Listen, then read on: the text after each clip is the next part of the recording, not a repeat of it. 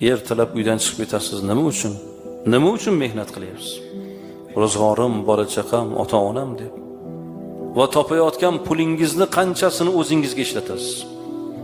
Hech qanchasini. Butun borlig'ingiz o'zingiz kiymasangiz ham o'g'lim, qizim yaxshi kiysin, birovdan kam bo'lmasin, tengqurlardan kam bo'lmasin deb ota usti yupun bo'lsa ham bolasini yaxshi kiyintirib qo'yadi.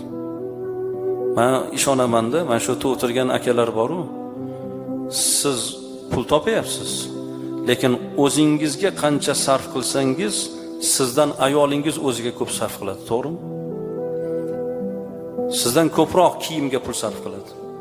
O'zi uchun erkak kishidan ayol kishi ko'proq pul sarf qiladi. Lekin shu pulni siz topayapsiz.